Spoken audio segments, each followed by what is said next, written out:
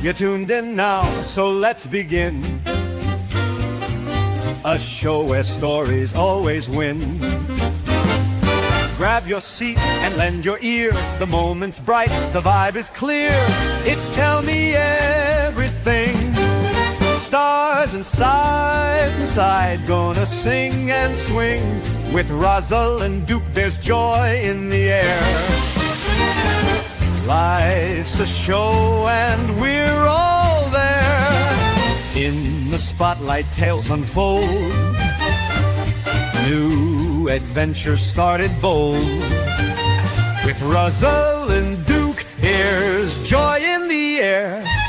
Life's a show and we're all there.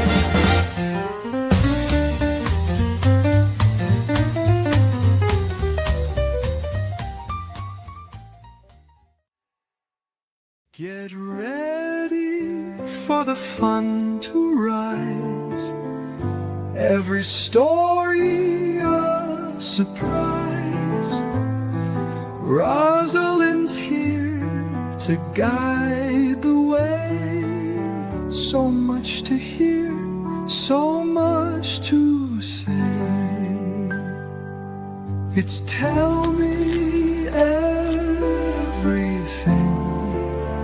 Stars inside, gonna sing and swing. With Rosalind Duke, there's joy in the air. Life's a show and we're all there.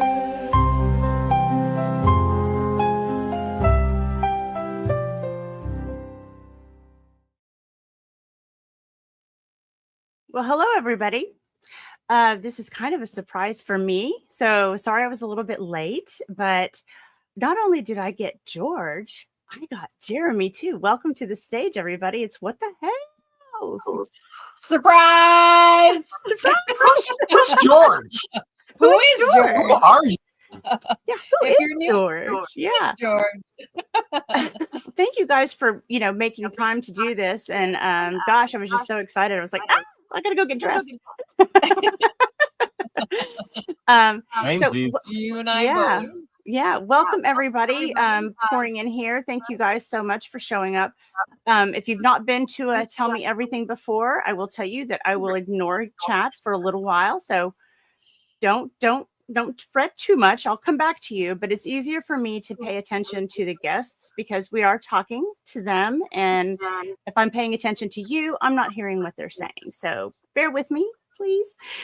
Be patient and we'll get to your comments at the end. So, you guys are together in Ohio? We are, We are. and they're saying there's an echo. Are we screwing this up again? Let I me have see. cancellation. Let me check Let us- your audio Okay. on this end. Mic settings. Try untracking it to see what happens. Yeah, I have cancellation on. So do we. Huh. So try pulling the microphone. Move that. Get this out of the way. Move the microphone over. We're gonna see if we can adjust some things. Okay. Most likely us, because it has been on other live streams that we do. Okay. All right. Any better? I don't hear an echo. I don't hear it either. Wait, I heard it a little bit there at the end. It's coming. It's me. Is it me? Your mom says it's all good now. It's all good now? Yeah, I don't hear it now. Okay. Whew, thanks, Mom. I appreciate Mom. If it's bad, I'll just transition over to a phone and we should be good on the phone instead of a laptop. Oh, okay. Sarcasm says it's Roz. How could it be It's Roz? me echoing. Well, rats. If you go live and you echo, blame George. Jeremy. Maybe I will. untrack the echo. Let me see. It might just be my mic resets itself to a bad one. Hang on.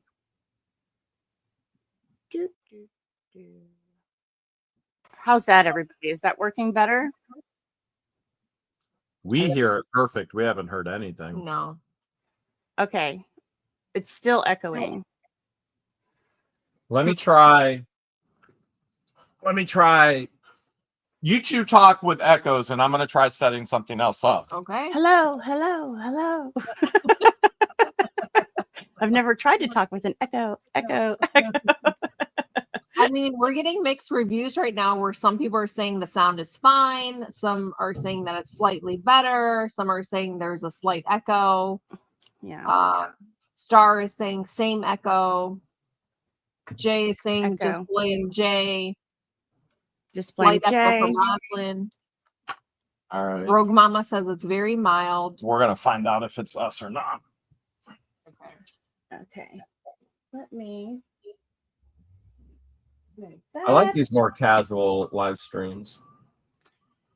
Oh yeah. That's the only. See, now I hear it for sure. Okay. Okay, I'm going to mute us on this laptop, and then Okay. we're going to come in on a cell phone. Okay. And then if you could let us in there. Sure. It's only me that's echoing. There they are. Oh, wait.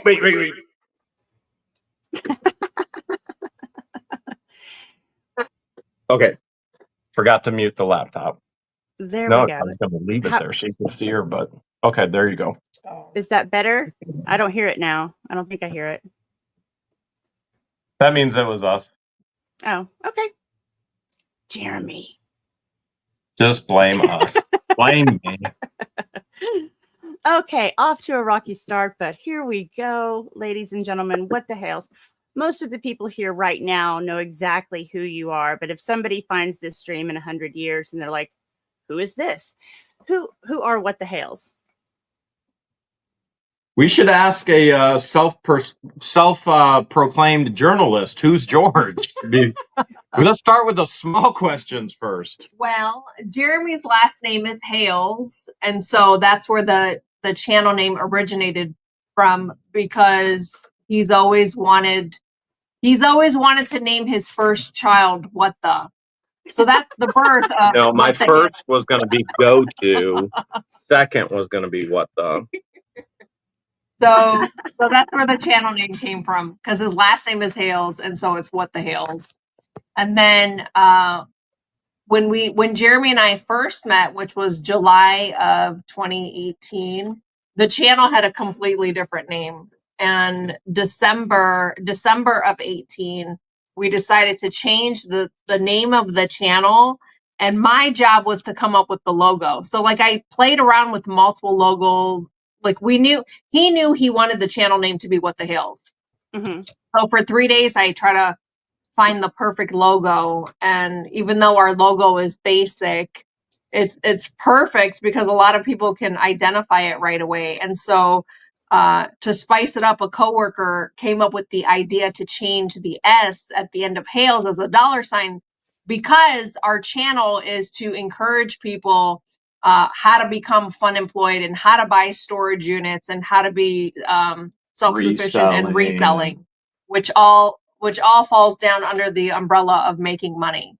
Making that money. Yeah, to be clear, one of your coworkers, because you were not fun employed at that point, you were working for another company, and one of your coworkers working with you in that other company came up with the idea to throw a $sign in it. That is correct. Which her and her husband have been featured on the channel, and they pretended to be Jeremy and George in the video. And we took them to their first live storage unit auction, and he was able to purchase his very first storage unit at auction. And so we've kind of helped them on what to do next, what to sell on eBay versus what to sell at either a garage sale or to do Facebook Marketplace. So that was a lot of fun. So did either one of you have a background in reselling before the channel? Oh, yes. Mm-hmm. Yeah. It's something I've been involved in from the aspect of even being a teenager. I can remember my dad at one point going, how in the world, talking about me, does he know what to buy and then flip and resell? And I've been doing it auctions since being a teenager, all the way to I had the opportunity to establish a live in-person thrift store as well. And all those funds helped inner city kids go to Christian camp, all scholarshiped by all the sales. And so I've gone from everything to eBay in the beginning of eBay to now we're doing live auctions online, on apps, and even thrift stores, which I would never in today's economic climate and culture, I would never open a brick and mortar. It's just, honestly, Right. it's not worth it with the overhead. But e-commerce seems to be the way to e-commerce go. is absolutely the way to go. And you can wake up whenever you want to wake up and go to bed whenever you want to go to bed. And that freedom is priceless. True. Okay, so answer that question. How the hells did you know what to buy and to flip and whatnot? I don't know. I don't know how to answer that. Maybe I can. As I was working on my master's degree, my then executive director employer at that point, as I was working on my master's degree, I was working full time and working on my master's degree. And he said, Jeremy, you're my Joseph. Everything you touch turns to gold. It makes money. And I've never understood that. I'm going to get a little bit biblical here. For those that don't know, I do have a double major in my undergrad, which is Bible theology and administration. And then my graduate is from seminary as well. It's organizational leadership, specializing in nonprofits. So it's core to who I am. And so the aspect that Joseph, everything, he's number 2 in all of Egypt. He prospers. And if we look at even the book of Nehemiah says the hand of God was upon me. And God allowed Nehemiah to prosper and to grow. So the only real answer I can give you is, for some reason, God has blessed me in this way that I don't deserve by any stretch of the imagination. Now, the blessing may not be as extreme as others, or it may be more than others, but I truly believe that God gives us exactly what we need. And frankly, I need him. And so I don't know how, except that he's just given me an eye and a willingness, probably a motivation to actually do it. I don't know how it all works, but I'll give you an example. Here's an example. Megan Fox says, my hamster, and I immediately walk into Walmart and go, holy cow, it's pink, it's a hamster. Let's sell Megan Fox hamsters. Now, most people probably would not think, hey, I can flip that and sell it. But we went, this is the most hilarious thing. Or this past week in a storage unit, after Tug is talking about hungry turtles, we literally find hungry turtles. The first one we've ever seen. Obviously, that's going to go over pretty big, and we're going to sell that in our auction this Sunday night. And so some of it is just common sense. Well, I think a lot of it, I think it's fair to say that God also has a sense of humor. Sure. Oh, absolutely. Absolutely. Oh, for sure. I mean, just look around sometimes. Now, George, what about you? So my first reselling experience, like growing up, my dad always had side hustles. So I helped him with his business with selling. He's ran an ice cream truck. He's ran a restaurant. But when I branched off on my own, like I started working, I got my first real paying job where I was on the clock when I was 13. So I've always had like that inner hustle in me I'm one of 5 children. And so I knew my parents struggled. I knew they weren't rich. And so I wanted to step up to the plate and earn my own money so that I could buy my own things, because I knew my parents couldn't afford much, trying to support 5 kids. And so at 19 is when I was working full time. I was going to school full time, and I was working full time in the nursing industry. And then I also got a side gig to help pay for bills, because at 19 I moved out of my parents' house and I got my own apartment. So I was working full time, and I started I started becoming a consultant for a company where I would resell their products. Okay. If you're familiar with like the types of companies that have people host parties at their house, and then I'm the consultant that would go to their house, and then I would show the items, and then they would purchase it. Gotcha. So I did that for a little bit. So that was like my first true experience of reselling. And then I've also done other like home-based businesses where I sold insurance for those that couldn't afford insurance. And so it was like more of like a discount plan for people that couldn't afford insurance, because insurance can be very expensive. Oh, sure. So I did that as a side hustle. But I stopped doing those home-based businesses because it requires you to travel a lot. And so living in Ohio, winter storms can get very dangerous driving on the snow and like on the ice. And so for my safety and my well-being, I decided not to do those because I didn't want to travel. Right. And I was a single mom at the time too. So prior to meeting Jeremy, I worked in the healthcare industry for over 20 years, 21 years to be exact. I've never been a nurse, but I've worked in multiple different departments, mostly administrative.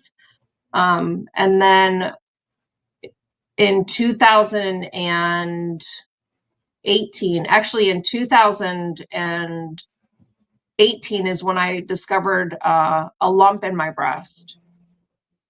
And I had a biopsy done, and the X-ray doc said, "Oh, it's just a cyst, nothing to worry about. Follow up with us in 5 years." Well, luckily, I didn't follow up in 5 years, and I just listened to my body.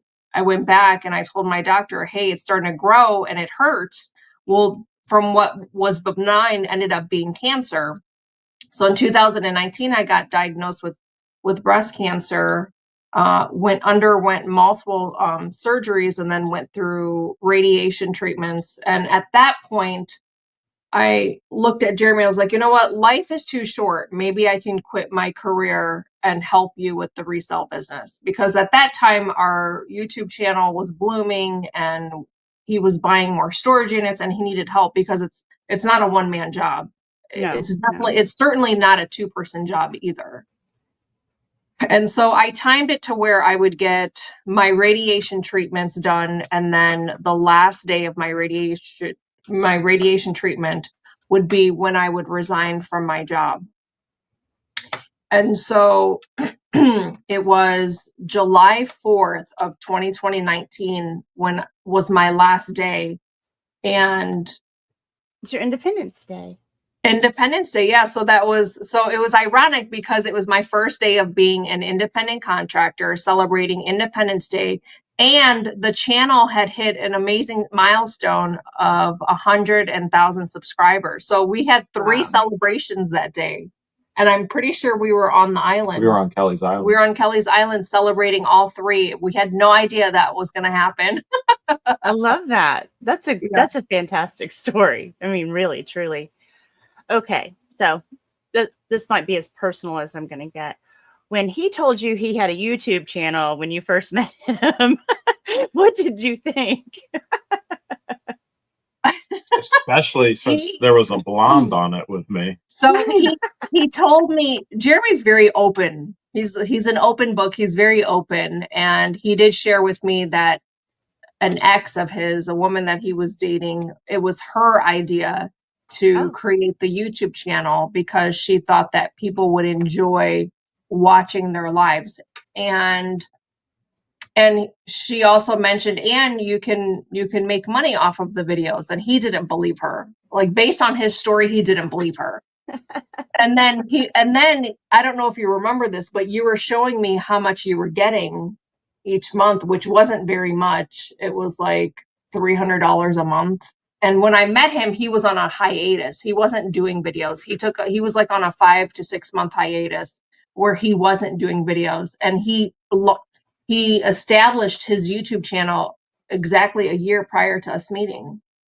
So you were only doing YouTube for like 6 months, and then you took a 6 month break, and then you restarted again. Well, and I didn't understand YouTube, and and it was with another person, and it was her idea. It wasn't my idea. And I didn't realize what YouTube was and the power and the impact that it could have.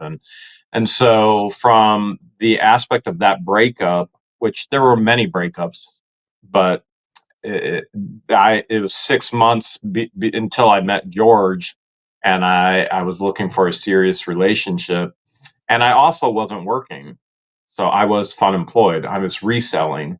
And so I wanted, and I've been a landlord since the age of 21. I'm 48 now. So Wow. landlord. So what would happen is I was literally at home, sitting at home all day at home, and messaging me and bothering me, messaging her at work. And I can remember I was like, hey, you want to play a game? She's like, yeah. I was like, all right, I'm going to take a picture of a body part and you tell me what it is. So I'd take a picture of like a crease or a knuckle, and I would zoom in, and she'd have to guess what body part it was. We're not getting dirty here or anything, but I would just come up with these ridiculous dumb things all day to entertain myself and her while she was at work. And finally, I was like, you know what? I want to see what this YouTube thing can do. I really need to sink my teeth into something bigger. And I think I'm ready. I think I'm healed enough to where I can sink my teeth into something bigger. And I was like, you want to be a part of it? She's like, no. But wait, let's take a step back, because before you decided that you were going to be dedicated to the channel, which was October of 18, prior to that, he was recording our dates. Yeah, I was already. Asked me, is it okay if I record our adventures? And I thought it was weird, and I'm like, sure. I don't know why I was doing it. I do know I was doing it because we're hilarious together. Well, there is that aspect. We are definitely funnier together than we are apart, for sure. There's that chemistry and synergy that happens when we are together. But Sure. But it was a creative outlet for me. And so previously, being an executive director at a very flourishing and I want to brag a little bit, what became the flagship Christian conference center and camp in the state of Ohio, I was able to use creativity with no bounds because I was the red tape. Yeah, I was the one that said yay or nay, yes or no. So doing everything from having Chinooks landing on a football field to, I put in 180-foot underground tubing chutes out of culvert piping in a mountainside, just because there were so many other things, and there were so many other things. I had creative outlets, and I needed a creative outlet, and it became recording our dates, and not knowing that I was even going to hold on to it or put it on YouTube in the future. But it was just something for me to sink my teeth in creatively. I've never been an athlete, and I've never been an artist. I've been a balance in between, and I just needed something to sink my teeth into to get me excited again and get out of the house. You seem like you're built like an athlete. That's surprising to me. Oh, I'm built like a brick house. The reality is, God blessed me with a giant frame, which now, being 48, is layered with a lot of fat. But I have never been an actual athlete. If anything, I've probably leaned on the other side of creative work, which I'm not a painter. We think about artists, and we think about painting, and we think about singing, and but the reality is YouTube is an art. It is an art that captures our culture. And it took me a while to even figure out that's why I needed it. So I needed it to get out of my funk. I was being abused in a very abusive relationship previous to George, and physically, verbally and physically. And I needed something to sink my teeth in to heal and to get over some of those horrific things that I was going through. And that creative outlet, making videos, was art. And I didn't recognize it until later. I was like, this is another creative outlet for me, and I need this. And so really YouTube and George got me out of the funk from all that garbage that I was living through. and to finding a creative outlet and finding that creative artistic outlet for sure. He does have a lot of great ideas, and he's definitely a leader. He has no problem speaking in front of the camera or speaking to an audience. And so he's helped push me towards coming out of my shell and being more comfortable in front of the camera. And Jeremy's known to push not just me, but to push others out of their comfort zone to experience other things in life. And so out of all the failed relationships I've been in, it's very easy for me to say that I've learned the most from Jeremy. And it's easy for me to say that I've laughed the most with George. Oh, I love that. Well, I could say some other things, but I don't know if it's appropriate for this stream. Tell me everything. Tell me everything. No, don't tell me everything. Okay. You may regret it. I've been scared the most with George because she would literally hide behind things and pop out and scare me. Oh, I've gotten him good. So many times I've gotten him so yeah. Oh, she lives for that for some reason. I love it. Like scaring the snot out of him. It's hilarious. And capturing it on camera. I've absolutely laughed the most with George. I've probably cried the most with George. 2 bouts of cancer, another 3rd scare, which in reality, we're never going to be out of that scare until eternity. And so yeah, that's true. I had my own experience with skin cancer. So I had, have to go back twice a year and get it checked. And I think it was just last year they made me biopsy a new spot. And that time period from that biopsy and waiting on those test results is a hell I wish on no one. I mean, it really is. Everything is you're just on edge, just hoping and praying. And, your mind can be really cruel to you when you're in that waiting period. I can't imagine going through it 3-4 times. I'm so sorry. Yeah. Well, the scary part is being told that it's no big deal, and then it quickly shift to, okay, you have cancer. Yeah. Had I not gone in for a regular checkup, which I encourage many people to make sure they go to their checkup regularly, get checked up regularly, get lab work done. If you feel anything odd about your body, go and get it checked, because in addition to my breast cancer, I ended up getting diagnosed with thyroid cancer in 2020.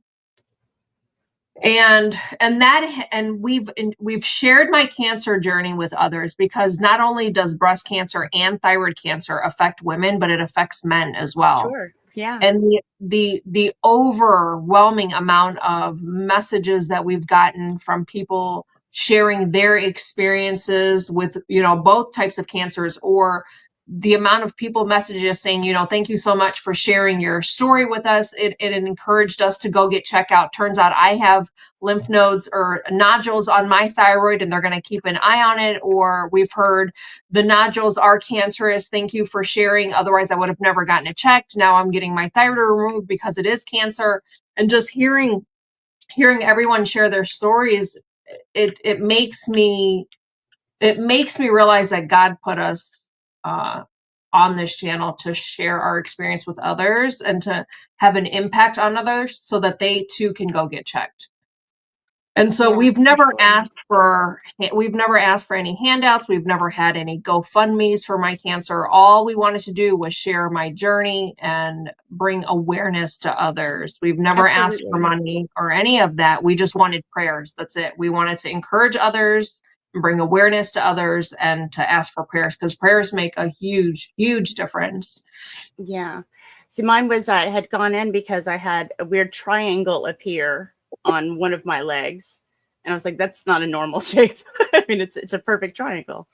And went in and they're like, oh no, that's fine. But that right there is terrible. And it was my birthmark. I've had it my whole life. Like no, but it was something growing inside the birthmark that they saw. I didn't see it. I mean, and I lived with it, but that was like, oh my gosh, if that's bad. I mean, but I also have a triangle. And she's like, well, no, you're obviously an alien, but you have, we need to biopsy that. You're a Vulcan, but So the triangle was nothing, but your birthmark was? Mhm. Interesting. Yeah. The triangle is nothing. It's still there. Yeah. by the way, side note, tomorrow marks 8 years since we went on our first date and met each other in person. Happy anniversary. So as I'm saying all these things with George. I've never been as farted on as much as with George, and all these things are true. But here's another significant thing as well. I've never eaten as much food as I'm with George. Like, George has been in Florida for the past 3 weeks. I've eaten barely anything. The first thing she did when we got here, like, my cupboards and my fridge is all empty. She's like, we're going shopping. And then there's so much food all over last night. She's like, have some more of this. I'm like, I can't. So and I was thinking earlier today, I was like, man, it's such a difference.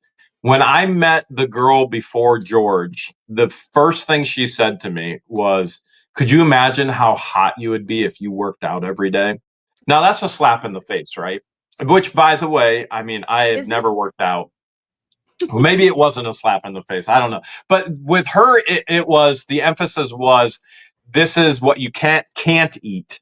And so her whole emphasis for 5 years was, this is what you can't eat. This is what you can't do. With George, it's been the exact opposite. Eat this, try this, eat more of this, shove this, taste this, and work out. She's like, work out. We ain't working out. Want to go take a nap on the couch? Yeah. It's like exact opposite. And here's George, who's just like this little petite girl. She can just eat a sofa and it's fine. Yep. I don't know. I guess I've been blessed with a high metabolism, maybe. But we get our workout in storage units. Oh, yeah, you do. That's bending. It's a lot of hard work. Like, what we do is not easy. We make it look easy on camera, but it's a ton of hard work. When you were growing up, George, what did you imagine yourself doing? Well, I've had a couple ideas of what I wanted to do, but I never imagined ever being with a nerdy white guy. That's oh, really? Yeah. Oh, do tell. But when I graduated high school, I immediately went to community college, and I was going to be, I knew I wanted to get into the medical field. And so my junior year and my senior year of high school, I went to, I attended classes with vocational school doing medical terminology. But I wasn't sure what I wanted to do once I got the education. So then I thought about, I knew I didn't want to be a nurse because I worked in the healthcare industry, and I saw how hard being a nurse was, and how families seem to blame the nurses for their loved ones. Like, I didn't want to be put in that position. Yeah. So then I thought about becoming a massage therapist. Yes, please. But then I don't know what happened, and I completely changed my mind and didn't want to do that. I didn't want to have contact with people. I was like, touching other people. Yes. And so I decided to take a break from school, and then I went back to school, and I wanted to go back for business. And so I have my bachelor's degree in business administration, and so business is more my forte. Like, I think I made the right choice of going back for my business, because here I am running a business, helping him with his business. And so if something, God forbid, if something were to happen to Jeremy, I would know how to run a business if I needed to. Like, I know how to do everything from beginning to end when it comes to the YouTube business and the reselling whatnot business, and with storage units, buying storage units at auction. Like, I know everything from beginning to end. Wouldn't you agree? Yeah, you absolutely know everything. And to the point where we actually found a massage table in a storage unit that is in the master bedroom that overlooks the national park, the most serene, most beautiful place in the world. We've been here over 3 years. You know how many massages I've gotten from this? I want to be a massage therapist. 0. Yeah, but that was Not even one. That was past tense when I wanted to be a massage therapist. Like that was short lived. I'm about to sell that massage table on Whatnot. Okay, because we need the room. Oh, okay. Yeah. Yeah, I've got an exercise ball in 2020. It's been used exactly once. We've used that table once. You can't say 0. We've used it at least once. You're going to have to whisper to me because I don't remember what happened. That one time? Memory. I mean, I can imagine what happened, but. Oh, that's great. That's great. Do you have any regrets taking everything to YouTube? Absolutely. Yes. Oh my goodness, yes.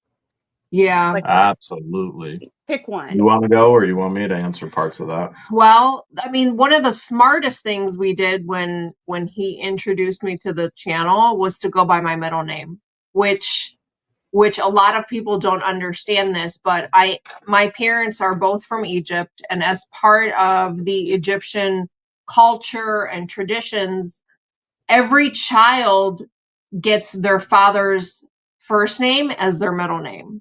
Regardless of gender. And Gotcha. so I am one of 5 siblings, and my youngest brother is a junior. So can you guess what his full name is? George Jr.? Yes. George squared. So yeah, so we, to protect my identity, because we knew that weird people are out there. There are weird people, but don't get me wrong, there's fun weird, and then there's creepy weird.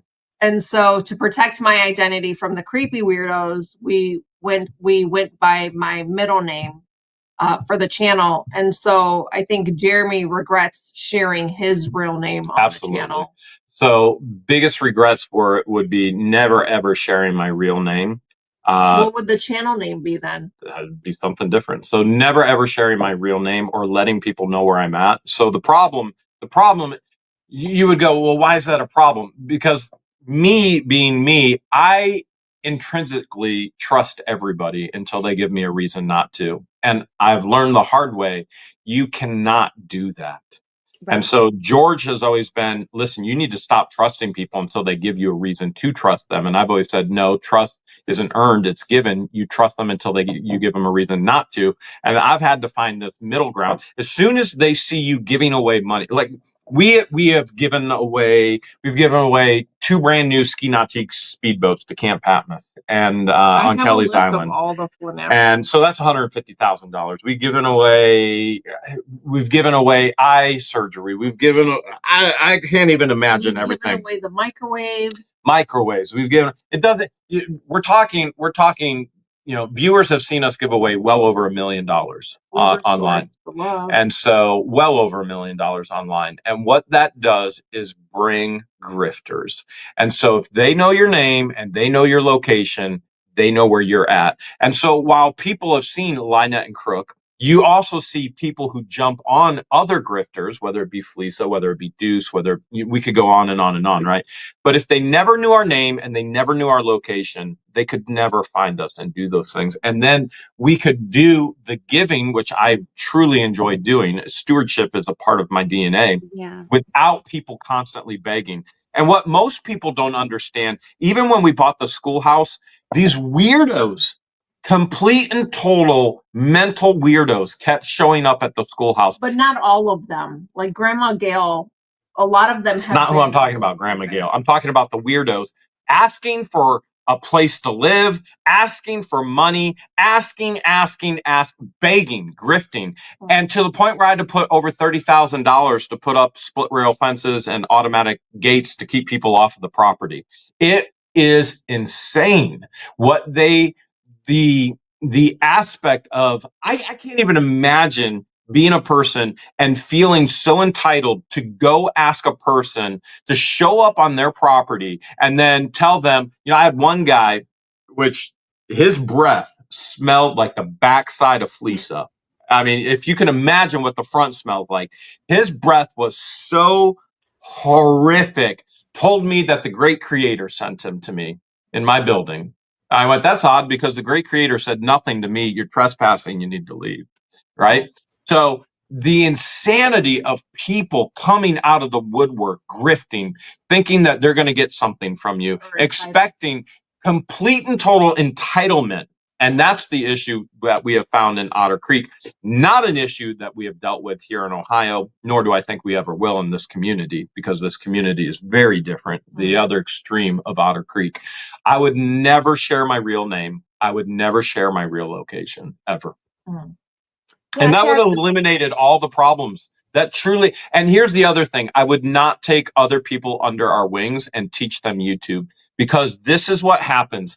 We take people under our wing and we give them the gift of teaching them how to fish instead of fishing for them. Then they get, because of the push, What the Hales says, hey, check them out. What the Hales says, hey, look over here. Or they're part of the What the Hales family. Then they get this, hey, we love you. Well, the reality is, and I don't want people to take this the wrong way. The reality is they're saying, I love you because What the Hales loves you. So What the Hales, whether it's Jeremy and George, Jeremy or George, or Jeremy and George, saying, hey, we love you and you're a part of our family. Then the rest of the family is so loving. They go, I love you. Then these people get inflated egos and then they start backstabbing. And I would, those are the three bigs. Never share your real name. I hope Rosalind Duke isn't your real name, even though I know it is. Never share your location or allow people to know where you're at. And do not trust other YouTubers. They will turn on you. Absolutely will turn on you. So to add on to that, had we not shared our location, had we not shared our P.O. box, had we not shared certain things on the YouTube channel, honestly, I don't think we would have had an amazing community. I agree. So it's a double-edged sword. It is a double-edged sword. And so some of the things that we've done and that we've documented on the channel as far as giving away, the first thing we've done is given back multiple storage units to previous owners. Right. Multiple. Yeah. And so making an impact in their lives because they didn't have the funds to buy it back, or to save it from going up to auction, and so making an impact on their lives. We've had so many people in tears. So pause right there. So George mentions that we have given away many storage units. We've tried to restore them to the previous owners. There are some that should never be restored. There are very dangerous situations, incarceration, murders, things along those lines, and we rarely tell you the entire story, okay? And there are some that should never be given away. But once you do that, what happens is everybody thinks you're going to come and save them from their mistake. So, for example, this morning, there's like 20 emails in the What the Hales account from the same person who's been emailing constantly all month saying, I'm losing my 4 storage units here in Florida, and there's $400,000 of merchandise in there. You need to save me. No, I don't need to do anything for you. I'm not responsible for your bad decisions or for you not taking your $400,000 of merchandise out of your storage unit, selling it to pay your bill. You want to know what the bill is? $2,500. So they have $400,000 of merchandise in these storage units, but they can pay a $2,500 bill. It's nonstop. If you could only imagine, nonstop people begging and grifting, and I don't like it at all. Yeah, I don't. It's not appropriate. It's nowhere near appropriate. Work, be responsible, pay your bills, and if you're in my sphere of influence, if you're in Georgia's sphere of influence, and it's something we're passionate about, and it's something we love, we're going to give towards it. But we're not going to give towards somebody who constantly spams us saying, you need to save me. You need to save me. We had another viewer constantly printing off this truck that she needed because she had a nonprofit. Her nonprofit was genealogy. She would dig into your genealogy for you and outline your genealogy. And she would send 30 pages of why she needed this brand new truck and why we had to pay for it for her. These are just minor examples of major grifting that's nonstop. And it rubs me so wrong. It's the intention behind it. So if those that approach us with bad intentions, it gives us a bad vibe. And so we don't.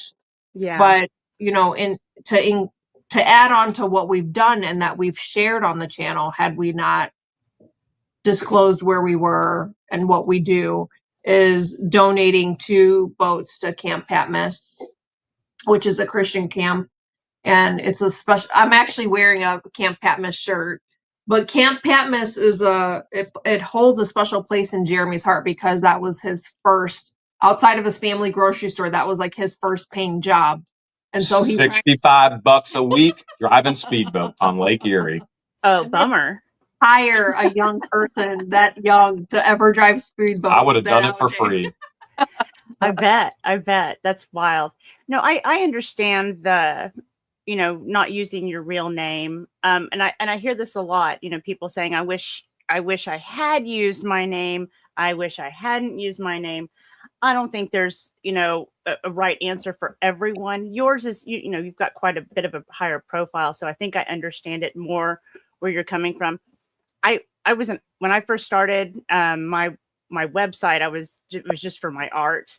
And then as I went into graphic design, you know, on my own, I used it for that. So my name was everything. I mean, like, and that's the way I was raised. Your name is your integrity. It's your reputation, because that's the first thing that will get destroyed if you're not, you know, doing things the right way.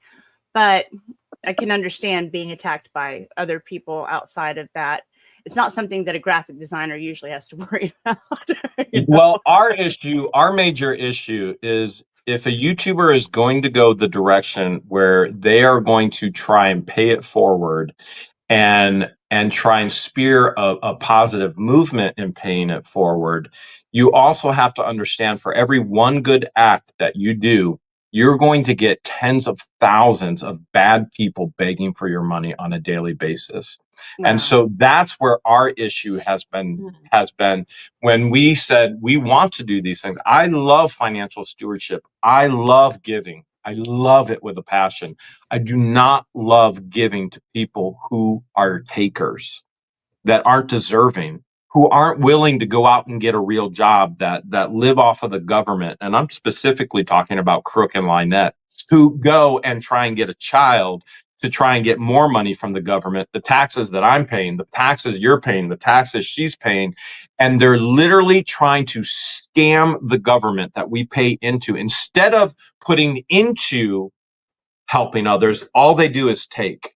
And so in our position, with us, what we've done, us giving has, every time we give one thing, we get 10,000 takers that are begging and telling us why they're entitled to money. That's not appropriate by any stretch of the imagination. That is never, ever going to be appropriate.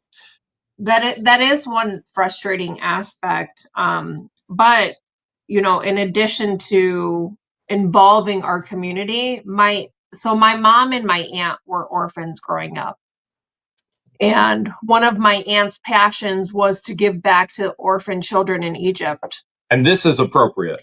And so Jeremy and I flew to Egypt for my cousin's wedding back in, what year was this? 3 years ago? 3 winters ago. 3 winters ago.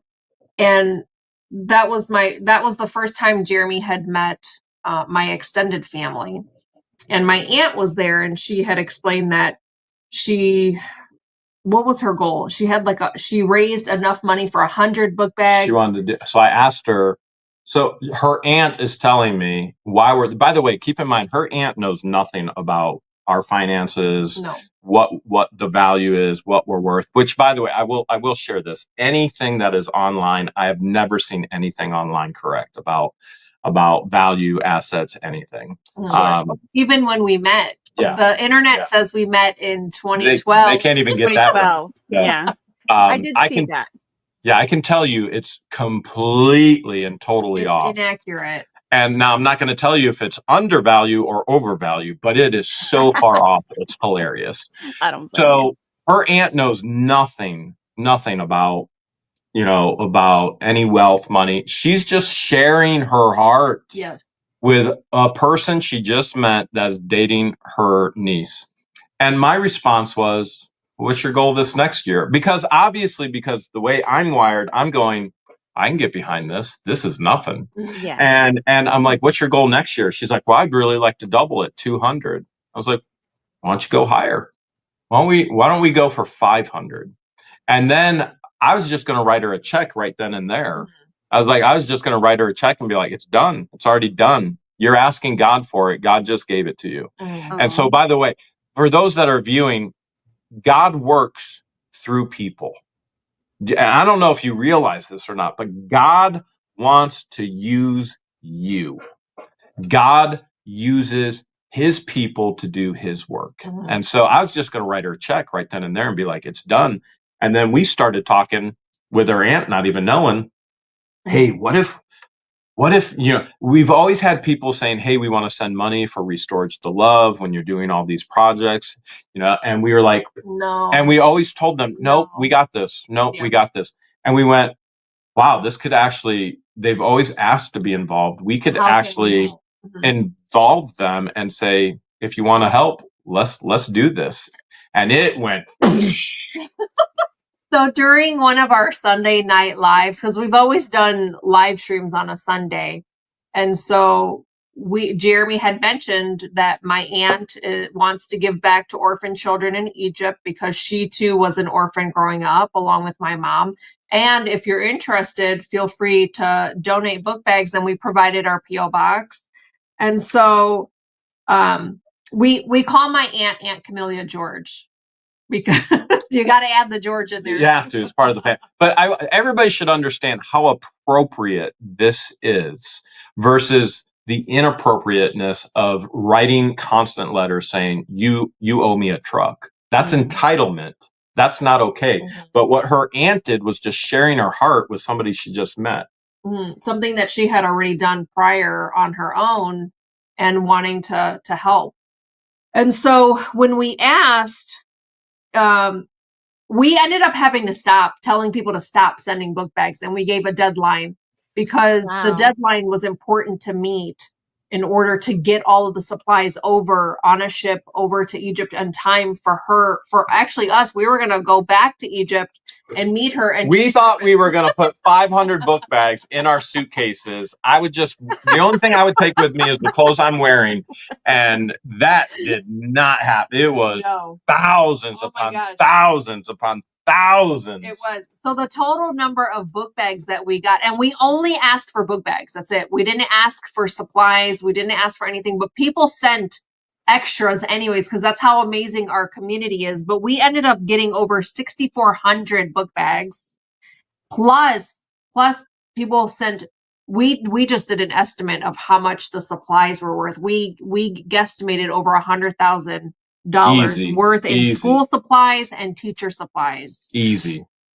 And so we were getting ready to book our flight to go back to Egypt so that we could distribute the book bags, so that we could make a video so that our viewers can see that the book bags were given and what this was for. And Jeremy ended up breaking his foot. And I wasn't allowed to fly. And his doctor told him, absolutely, you cannot fly because you'll end up getting a blood clot. Right. Traveling, you can't. That's a long flight. And so we couldn't go. But my aunt was able to make videos, but it was hard. It was hard to create a video out of it because everything was in Arabic and I can't really translate it. And so we were able to show pictures and some videos of them at church, and you see the kids are crying and they're just so happy and they're so blessed that people are willing to give to them because they don't have anything. Egypt's a third world country. Yeah. And so that was probably one of the biggest projects we've ever done. And it wouldn't have been possible without our community by sharing. I will say this, your community, they're really special people. They very much so are. I'm going to get a little teary-eyed because I will say this, and ladies, don't take this, don't be offended in chat. There's some of the best gentlemen I think that society has to offer reside in your chat, and they've stood up for me personally when things weren't going so great. I think you probably know what that's about. And chivalry is not dead. And I see you guys are here. You know who you are. You've reached out to me. You've stood up for me, and you don't know me from anything, but you did it because it was the right thing to do. And I appreciate you all. So thank you guys so much. And not just that. I mean, the ladies are fun too, and the ladies are good. And there's a lot of really passionate people. And I think that they really care about you. I mean, really, truly care about you as people. And we don't deserve it. We don't deserve it. The reality is we don't deserve it. And yet God has blessed us with all these people, including you, Rosalind. So big thank you to you. Well, you don't know us. You don't know us from anybody else. And yet you're compiling all this information. And we didn't even ask you to do it. Never asked you. You did it on your own. Like, you're one of the good ones. And 95% of the people are so incredible. It's the 5% that taint it, and you just want to go, all right, get out. You're one of the good ones. And you and Melissa, and there's so many people that have encouraged us on the days where we're like, we never want to do YouTube again. We're so sick and tired of YouTube. When you go out and do YouTube, we never had money in mind at all. As a matter of fact, I said in the beginning, it was a creative outlet that I honestly needed. And to teach people, because we love teaching people. Yeah, the education to say, hey, you too can be self-employed. You can do this. It's very easy if you're motivated and you're disciplined. You can do this. We have absolutely loved that, with the flavor of, as God continues to bless you, make sure you're blessing others as well. And here we are. YouTube has its ups and it has its downs, and we've had incredible highs. And we've had some historic lows, as people have seen, with being stalked, being harassed, being defamed, being extorted, and other creeps jumping on that train. Yeah. And so that's a low. There's no doubt that's a low. But those 95% make it worth it all in the end. The 95% of those people, they make it worth it all. You could pull out somebody in the chat, and we could probably talk, and we could tell you their personality, because we know them from their comments, from their chat. Right. We don't know them one-on-one. We may not even know what they look like. But we know them, and they have been such a blessing to us.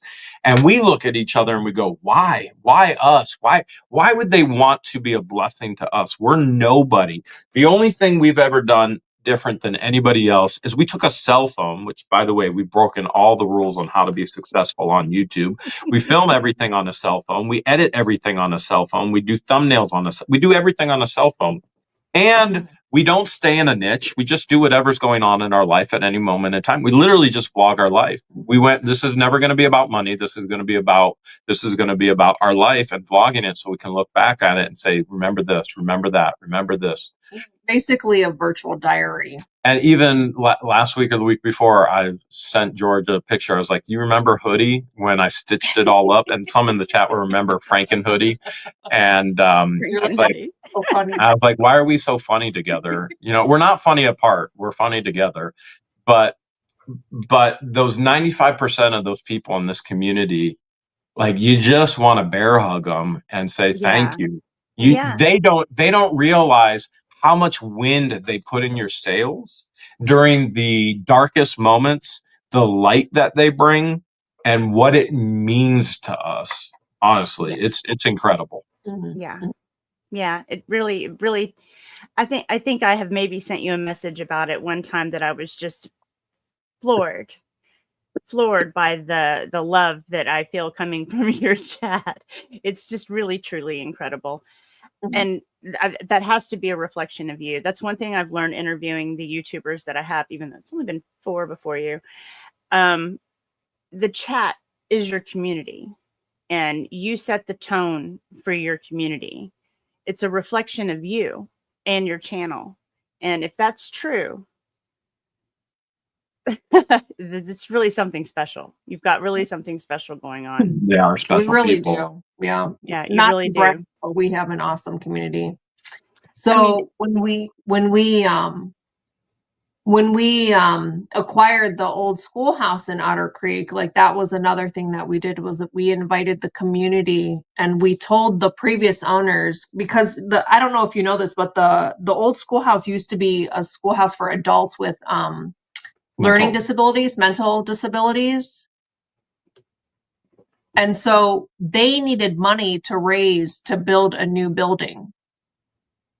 And we gave them all the proceeds of the sale of the first dollar sale that we had there. And it was close to $10,000. And they were just so pleased and so happy.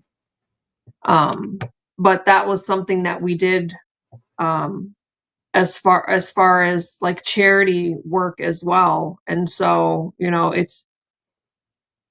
our community has helped us with certain missions that we wanted to accomplish. And again, it would have never been possible without our community had we not shared our location and where we were. And so even though that may be part of a regret, I think the mission work and the charity work we've done supersedes the regrets. Yeah. Hopefully the good will outweigh the bad in time. I know it's maybe a little raw right now, but let's change the tempo a little bit. What's the most embarrassing thing that's ever happened to you on YouTube? The most embarrassing. Funny, embarrassing. I scared you and I filmed it and you peed your pants. But and I did put it on YouTube, but I didn't show the wet spot. I showed. You got me back for all the times I scared all the times she scared me. So Hale's headquarters has a secret room and a secret door and the whole thing, and she just scared me and got me so good. And I was like, all right. So then I went the secret stairway through the secret room up to the master bedroom to the secret door, and then she was using the bathroom. Well, apparently she wasn't done because I jumped out from the secret door, grabbed her ankle, and she peed herself everywhere. My God, he scared me. He got me good. I don't know that that's the most embarrassing, but I think most people would have peed themselves if they were scared and their ankles were grabbed. That didn't really embarrass me. Grabbing the ankles might put me over the edge a little bit, I think. The most embarrassing moment? I don't know. I don't really embarrass easily. I see the one and I consider this a gift, is being able to laugh at ourselves. Yeah, for sure.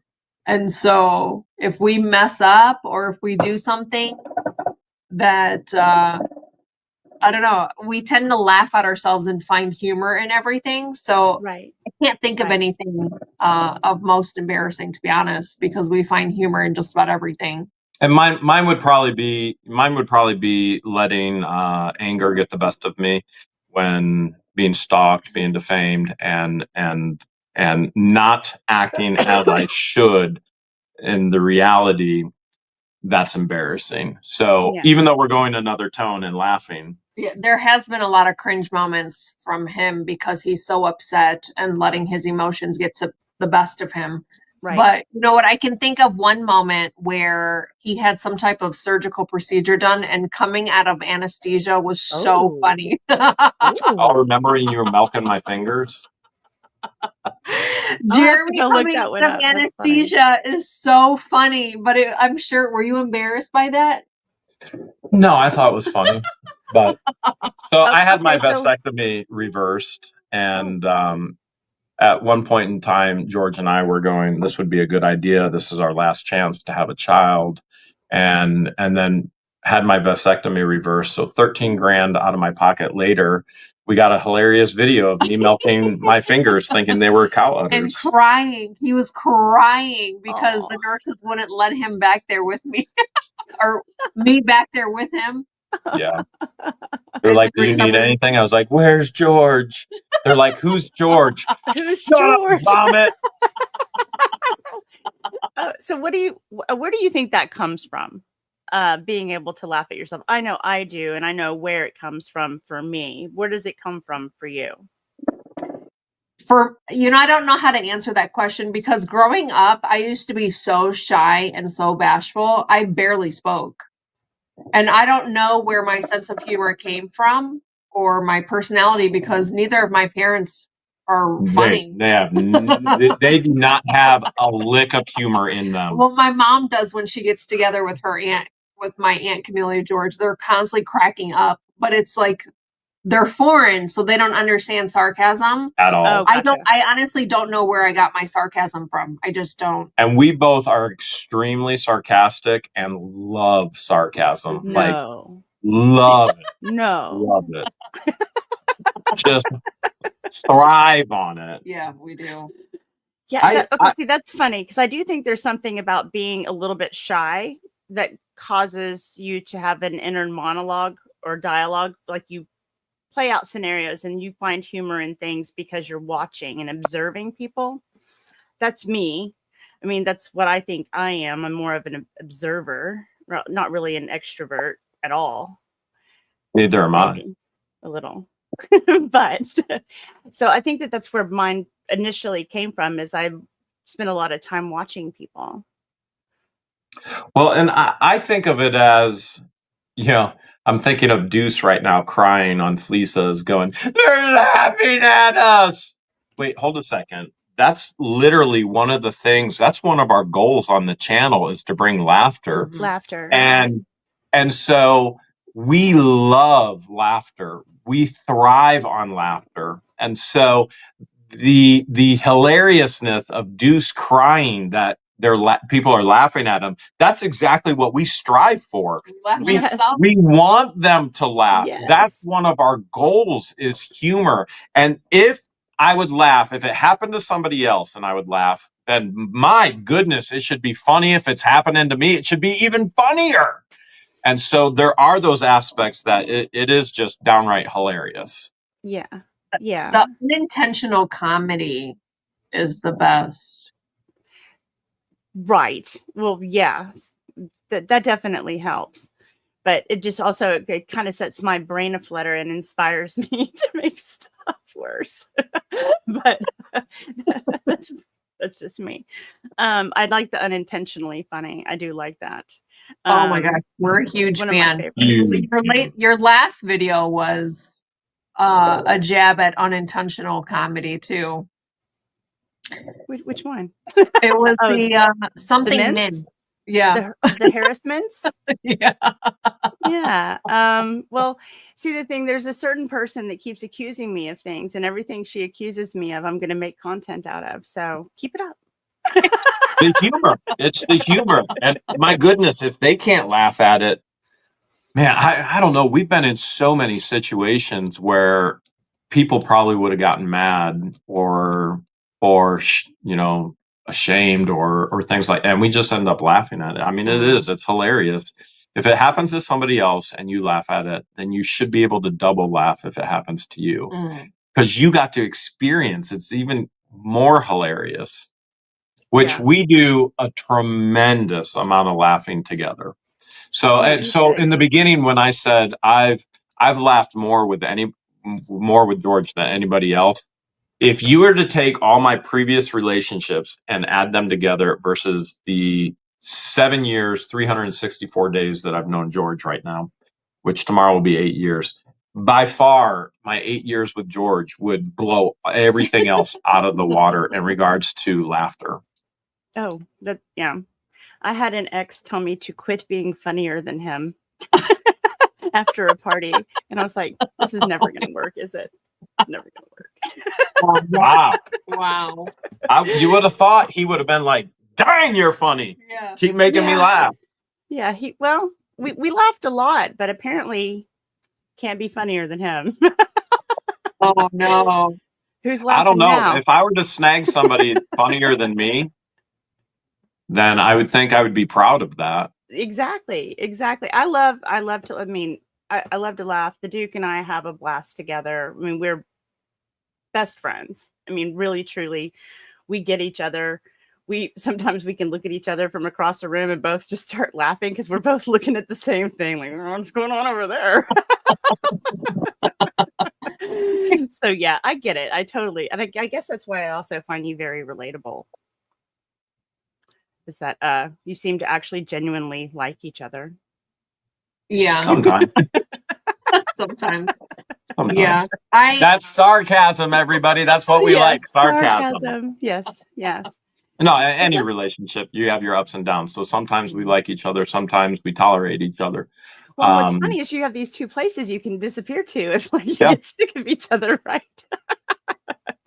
That's nice. Bonus. Oh, you getting on a plane right after this, or? She might. She's like, I wanted to be lazy today, and you said, "Hey, let's get on with Rosalind." Lazy fun. Lazy fun. Well, our other options, I was like, what do you want to do tomorrow? She's like, you want to go to Niagara Falls? I'm like, yeah, we could go. And then I was like, or do you want to go to Amish country? We could go feed giraffes and get donuts and cheese. And she's like, you know what? How about a lazy day? All right, I love fine. it. I love Fine. it. I love it. If somebody were to ask you about starting a YouTube channel, what is the one piece of advice that you would give them? Don't do it. Don't do it. No, really. Is this Lynette asking? Because we're Who's still asking? Yeah. Who's asking? Somebody in 100 years. If YouTube's still a thing in 100 years. The biggest thing is consistency. Mm-hmm. To be consistent. It's like watching your favorite TV show. Remember growing up, you knew exactly when your favorite TV show was coming on, what time. You were ready with popcorn, snacks, whatever, Saturday morning cartoons. You knew exactly what was coming on when it was coming on. And so consistency is key. That way people can retain it. They know exactly when you're coming on, what time you're coming on. And that's where most oops, I apologize. No, I was just going to say, it's sort of like if you were watching Saturday morning cartoons too long, or you didn't have something to do, you ended up watching Planet of the Apes. So, and the reality, that's very true, because if you don't consistently upload when you say you're going to upload, the reality is YouTube is a business. Now, we did not get into it for the business aspect of it by any stretch of the imagination. We're still not into it for the business aspect, even though the business aspect has been drastically impacted negatively. And people are being sued because of that. They can't even begin to wrap their minds around what damage they've done, which they're proud of. And yet at the same time, they'll be held accountable for it. But it is a business. It has to be treated like a business. But if it's like any other business, if you're not having fun, what's the point? Why would you want to go do a 9 to 5 in a place that you hate with coworkers that you hate? Why would you want to go to a place where you dread waking up every morning? Why would you? So YouTube can become a business for people, and it very much so is for us. And it's a very successful business to the fact that we've met YouTubers with many more subs. Subs mean absolutely nothing. Views mean absolutely everything, because views are what help you get paid. And so when people go, how in the world can we help you, Jeremy and George? Just watch our video all the way from the beginning, all the way to the end. That helps. That's the biggest help you could ever do for us. And everybody can do it. And so you treat it as a business, but you've got to have fun with it. And so do what you like. So one of the things YouTube is going to do is they're going to tell you, hey, you need to niche down. You need to know your audience. You need to know your market, and you gotta serve them exactly what they want. So let's say George just found this incredible Crush 80s. This stuff is so good. Blueberry. It's like an 80s throwback it's a drink. 80s throwback. So let's say you're an 80s channel. You're everything 80s. What they're going to tell you is don't do anything with the 90s. Don't do anything with the 70s. Don't do anything with the 60s. And what we've done is said, we don't care. We're going to do whatever we like. And so you may see us on Kelly's Island finding fossils that are worth hundreds, if not thousands of dollars, or you may see us in a storage unit finding hungry turtles, or you may see us documenting the illegal activity that's happening to us by stalkers and other self-proclaimed. You've seen it. And trust me, we would much rather be fun employed documenting our adventures versus covering anything related to court, but we do it for documenting purposes. Right. Right. No, And I get that. you got to do what you love. You got to do what you love. And YouTube will literally tell you how to be successful on YouTube. They have an entire channel dedicated towards it. And we break away from all of that and yet somehow have still been successful. Our channel is one of the largest in the not top 1%, top half of 1% on the entire platform. Now, when you look at a Mr. Beast, who's the biggest channel right now on the platform, blows us out of the water. We're not even a drop in his pond. Okay. Right. Those are the extremes. When you look at how many channels there are, we actually are in the top half 1% of the largest channels, largest views, not subs, views on YouTube. Yeah. And so we've had an expert working out of YouTube share that information with us. Yeah. But the goal would be, sometimes you can throw away conventional wisdom and what even YouTube says to be successful and just have fun. Have fun doing it. And there have been points in the YouTube journey where I've sat down with the team and going, we're not having fun anymore. This isn't fun. And therefore we need to go back to our roots and have fun and figure out and find that fun again, because nobody's having fun right now. Now let's get back to where everybody is having fun.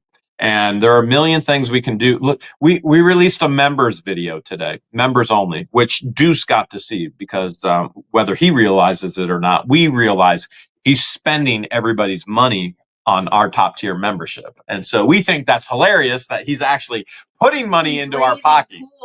He's raising pools to fund paying for a top tier membership for What the Hills. So we put out a members only video today. Christian, Patience, Pepper, myself, George. We're literally just having fun. We filmed it yesterday. I'm 40 foot up in a tree, hanging a swing that we found in a storage unit, and Pepper gets to swing on the swing and see the peacocks. And we found a firearm. We found a Remington shotgun in a storage unit. My neighbor up front came back and we shot it off with him. I mean, it was one of his first guns as a teenager, which brought back memories for him. The whole video is just us goofing off, having fun, having fun. And that's what you need to focus on YouTube. Because what that does is that pushes you to be consistent as well. Like George said, like, if you want to be consistent, be consistently having fun. And then it's not a drag to go into work every day. And it is a job. It literally is a job. It's a time consuming job. It takes commitment as well. You have to be committed to want to put in the work, because it's not easy. Again, we make it look easy, but it takes, we've taught so many people how to do YouTube, and they don't realize how much time, work, and effort is involved, and they give up. They quit. Yeah, it's a lot of work. I will say it is a lot of work. Otherwise, I would just be, putting videos out every day, but it is a lot of work. I don't think people realize how much work goes into just even creating a 1 minute silly video. It's a couple of hours worth of work. So yeah, there's a lot behind it. And then you guys are actually doing physical labor and recording it, and you're out there, and you're purchasing the stuff, and you're researching what to purchase, and that's a lot of spinning plates going on in your little neck of YouTube for sure. It's incredible. Absolutely incredible. I mean, so is there a tip on buying storage units? Is there a secret insider tip? Yeah, but good is defined differently for everyone. And so some people may be interested in just getting appliances. Oh, right. Mm-hmm.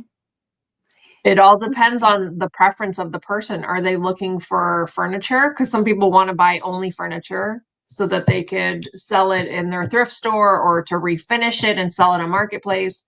So for Jeremy does he's the one that does all of the profiling, and he selects which storage it he wants to bid on. And so he definitely has an eye for that. I look at it and I'm like, that's garbage. So he's got the golden eye. Yes. He's in charge of all of that. And then I'm in charge of running the auctions, and then Patience and Christian run the live auctions from Ohio. And then Deanna and I run the auctions from Florida.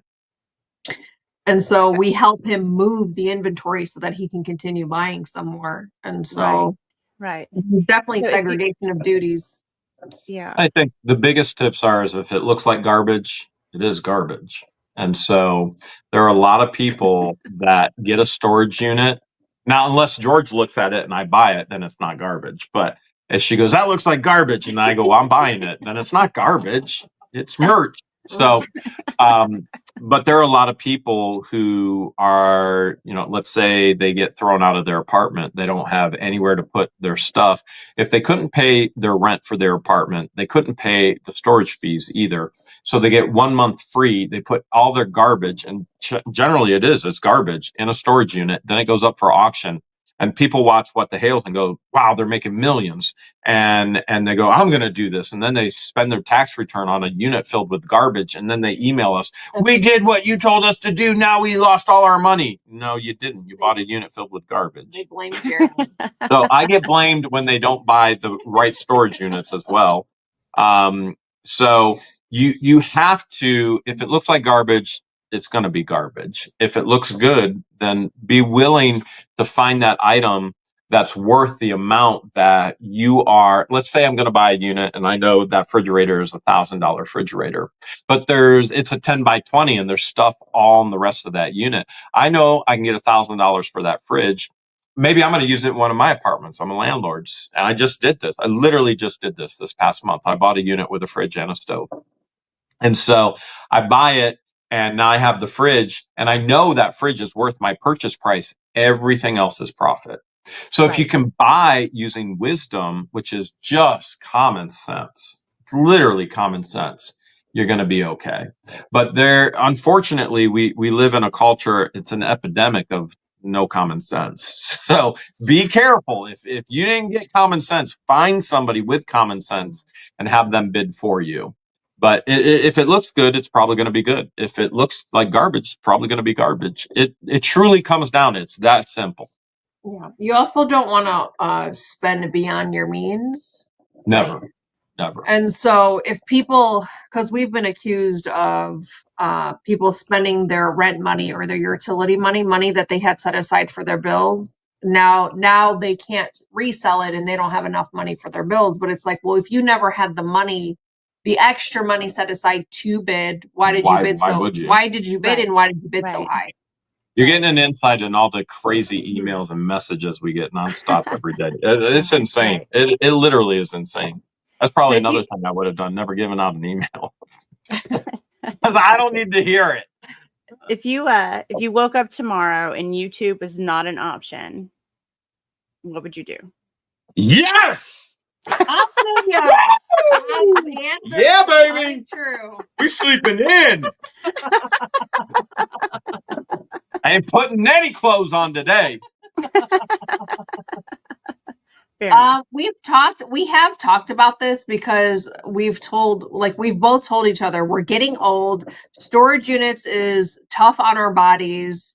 And so we don't want to do YouTube for the rest of our lives. What would we do? And so we've bounced around with different ideas. We've always talked about opening up our own storage unit facilities, and instead of U-Hauls, it would be called U-Hails. And we already have the property. We already have the property already purchased. It's already paid for. We just haven't put up the buildings yet. And honestly, that business would have already taken off if we weren't in, taking care of accountability with all these freaks in court. With that one would already be off the ground. And we have a number of different businesses. Some people know about, some people don't know about. But yeah, we actually want to. I've been a landlord since the age of 21. That's when I bought my first rental property. I bought my first home at 20, and I bought my first rental property at 21. And I paid my dad to be the owner. And I gave him 10% to go and pretend to be the owner, because I knew my mid-40 tenants were never going to respect a 19 or 21-year-old kid at that point. Right. And so now I'm the face of what I do with rentals, and storage units is just another rental in the portfolio. And so we have the property, we know where we're going to build, and we would have loved to have had that all built already. The other thing I want to do is I want to open a pizza restaurant, nothing but pizza. You come in and, you go through a line and you go, I want this and I want this and I want this and you build your own pizza, and then we throw it in and build your own pizza place. And where we're at here in Ohio, we get 8,000 guests every single day in this small village of 600 people. And small village of 600 people getting 8,000 guests every day needs a pizza place. Yeah, it And does. so I have a plan already for this village, but a piece of property has to go up for sale for that to happen. Honestly, if YouTube stopped, Jeremy's talked about doing, you've talked about doing Uber, karaoke Uber. So I would love to be an Uber driver, just because I think it'd be so fun, the stories. Now, I am not an extrovert, and I realize people go, what, Jeremy's not an extrovert? Or maybe somebody's even met me at a half meal time to grill or a meetup or something. I am not an extrovert. I am what I call a situational extrovert. If you put me in front of the camera, I can entertain. I've spoken, I've preached, I've taught in front of hundreds of thousands. I have no problem doing that. Afterwards, I want to be alone. I just want to be alone. And I tell George this all the time. She could be the last person I ever see. We live here in the woods, and she's the last person I ever see, and I would be completely and totally happy. I would die a happy man, because I am an introvert, but in the situations, I can be an extrovert, and I can do the entertaining. I can do and so I always thought that being an Uber driver would be pretty entertaining. It could be like Cash Cab, but karaoke cab. Yeah. So I'd make it something fun. Yeah. Yeah. I missed that show, Cash Cab. I always loved it. The trivia, like you get in the cab, you have to answer these trivia questions, and you can answer as many as you can, and your ride's free. Yeah. Make people sing, or if they don't sing, they have to pay.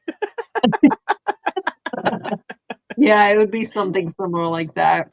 It sounds fun. I love it. Okay, so another fun question. If you could have one superpower, what would it be? Oh boy. You want to go first? Mm-hmm. To read her mind. Lord help me. Come on now. That's it. That's all I need. I've thought about having a superpower of reading other people's minds, but I think that's a dangerous I said superpower. your mind. It's dangerous me not being able to read your mind. You're Arabic. What if she only thought in Arabic? Well, I would need a translator. So to read her mind and have a translator. Translate. So George doesn't want to read minds. What does George want to do? Oh boy. If I were to have a superpower, what would it be? Eat anything you want and not put on weight. I think flying would be cool. Flying? Flying. You're scared of heights. Yeah, but if I had a superpower, I could overcome that fear of heights. That's fine. Just there you go. Won't get the tape in the way, because I'm riding that. I love it. I love it. If you could take over anybody else's YouTube channel, which one would it be, and what trouble would you cause? How much time do we have left? If we could take over somebody's YouTube channel. Actually, honestly, I've never thought of that. With that power, there's too much responsibility. So, there are times we don't even want to do our own channel. And so to take over somebody else's, we would hope that people would find joy in the process of the art of creating for others in their own channel. I think the only thing that we would do is not take over, but in the aspect of change, don't break the law. I mean, like, how hard is that for people? say whatever you want within the constraints of the law. You can do whatever you want within the constraints of the law. And so it would probably be people just not breaking the law. Okay. From my point of view, I kind of spoke for both of us. Yeah, I would agree with what Jeremy is saying. I've never thought about taking over anyone's channel, but people should definitely learn to stay in their lanes. Those that want to cover this story, fine, cover the story, but again, stay within the law. And so those that have landed themselves in federal lawsuits is because of their illegal actions. Yeah. I could see that. Come on, you wouldn't want to take over Mr. Beast's channel for like a day and just No, have fun. no. Rosalind, I have actually thought about that. When you're younger and you're like, you know what, I'm going to change the landscape of the world and all of that. We're older now. I'm 48. She's 28. So No. 27, sorry. No, 20. I don't want to go back to being 27. I'm 43. We're 5 years apart. So you have so many YouTubers out there that their goal in life is how many subs can they get. And this is a very serious conversation right now. I know it's supposed to be funny, but their whole goal in life is how many subs can I get? Who cares? Like at the end of the day, who cares? You could have 1 million subs and you only get 5,000 views on a video. Who cares about the subs? The subs mean absolutely nothing. The subs, let me state that again. Because not every sub subscribers mean, and I the number, okay, the people mean something. These are very precious people. I knew what you meant. The number of how many subs you have means nothing. And you can have all these subs and have no views, and your channel is dead. So Mr. Beast is doing some incredible things within the industry and within media altogether. He's a young man who has time to invest. We are over that hump of, oh man, we're going to change the world. We're over that hump of, oh, I want to be a millionaire. We're over that hump of, oh, we're going to do this, we're going to do that. Our hump is, let's have fun and laugh. And teach you something along the way. So his goals for his channel are very, very different than our goals for our channel. Does Jimmy want to be a billionaire? He's come out and said it. And he's probably already there. Yeah. We have no ambitions of becoming billionaires. We have no ambitions of becoming millionaires. We have no ambitions of our goals. We definitely don't want his expenses. Oh my goodness. Can you imagine the stalking he gets? Oh yeah. So So no, I would never ever, he has to lock himself up. YouTube for us has put in our security in such a weird situation in life where we never thought that we would have to be, to where sometimes it does feel like a prison. And at that level, it's absolutely a prison. But we are fortunate that we have beautiful pieces of property that we isolate ourselves on because of all the crazies. But our goals at this point in our life, we're older. Our goals are quality of life. It's not quantity. It's not how many subs can we get. I could care less. If somebody gets 1 million subs before us, great job, man. I'm thrilled for you. If somebody gets more views than us, great job. You did a phenomenal thing. We are focused on quality. We are not focused on the quantity of numbers, even though it comes with the territory and it has been destroyed by those individuals that are being sued for it.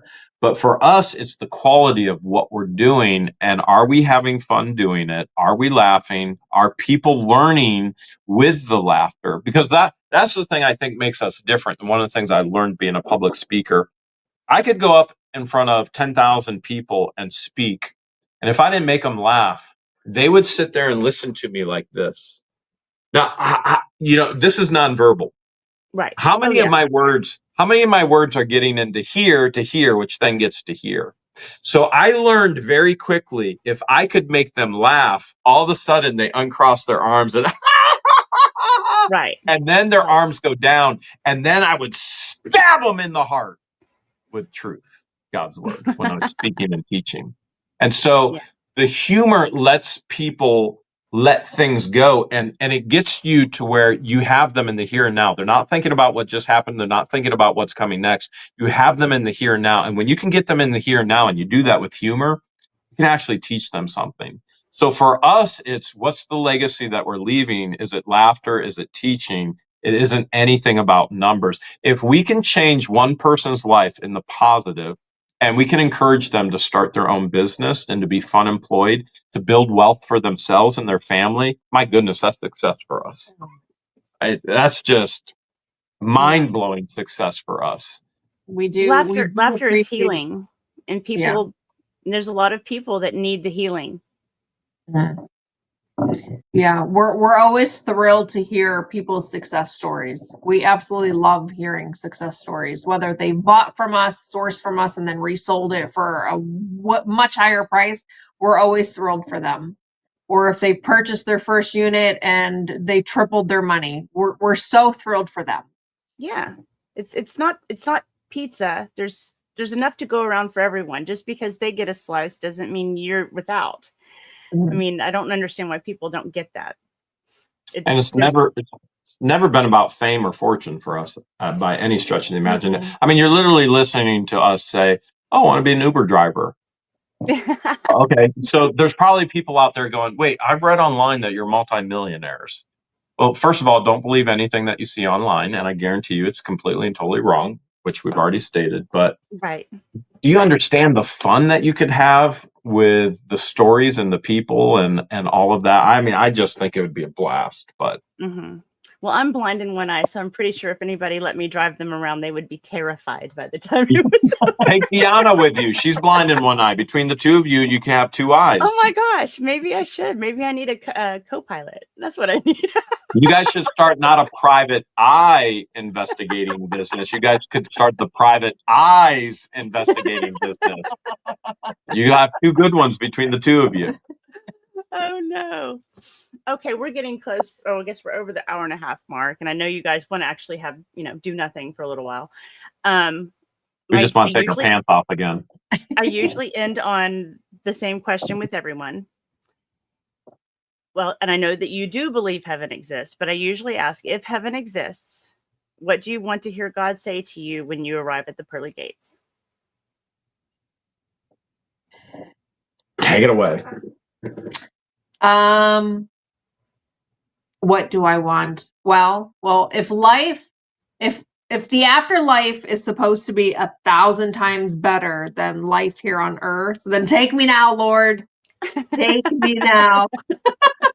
I'm definitely not afraid of dying, because I know that Jesus is our savior, and so we're all my entire family. We're all believers, so I think we're all gonna make it to heaven to see God. But what I would love to hear from him is welcome my child, and then just a warm, welcoming hug. I like it. I'll give the most cliche Christian answer ever. Well done, my child. Well done, my faithful servant. I think believers are waiting for that moment. But there's also this aspect. I'm going to get a little bit more biblical with all the viewers. There's this whole aspect in Genesis chapter 1. We've got creation, chapter 2, special events of creation, right. Chapter 3, temptation and fall of Adam and Eve. And with the temptation and fall of Adam and Eve, punishment, there are consequences to our decisions in life, whether they be a blessing or whether they be a consequence or a curse. The entire book of Deuteronomy outlines that. God goes, follow me, you'll be blessed. Don't follow me, you'll be cursed. It's the entire book of Deuteronomy summed up. So the second giving of the law. And so we see in Genesis chapter 3, Adam and Eve, they fail, they sin, they fall. And God says, because of this, you are no longer going to be in the Garden of Eden. And he kicks them out of the Garden of Eden, right? Now, if that were you and me, or me and George, or whoever out there, we'd be going, no, crying and wailing. How could you do this to me? And we also see that God puts the cherubim, six-winged angel, at the east gate. And then there's also a rotating flaming sword. And we get this aspect that God was very serious about sin, so much so he kicked Adam and Eve out of the garden and said, you will not come back in. And he had a purpose, a very specific purpose, because they ate. Does everybody in the chat remember which? They didn't eat an apple, by the way. So get the apple mentality out of your mind. But they ate of a tree that God said you can eat of anything except for this. Mm-hmm. And then they ate of that tree, right? Okay. So we've got that tree, and the chat, I can't see the chat, but you're probably putting it in there right now. You know which tree I'm talking about. But there was another tree, knowledge of good and evil. I'm sure it's in the chat. So there's another tree. It's called the tree of life. And so that tree is there as well. And God actually tells us in Genesis chapter 3 why he kicked Adam and Eve out, so that they could not eat of the tree of life. Now, most of you are probably thinking, well, what would that matter? Because the tree, Adam and Eve had fallen. They were in their state of sin. And God had a bigger plan to save them from their sin, which, by the way, we see in Romans that we all inherited their sin, just like George inherited her name from her dad, her dark complex from her parents, her hair from her parents. We've inherited sin all the way back from the beginning. And God said, I got a better way. I'm going to send my son to die for your sins. You see, Adam and Eve were in a state of sin because they chose to sin, and there were consequences from that. That was separation from God. And yet we see in Revelation that God brings back the tree of life to the overcomer, those who believe in him, those who accepted him as his personal savior. Before the flood, God actually saves the tree of life, because that tree solidifies your state, whether it be forgiven or sin, separation from God, or forgiven with God for all eternity. So here's the perspective on this. There is a point to this, I promise.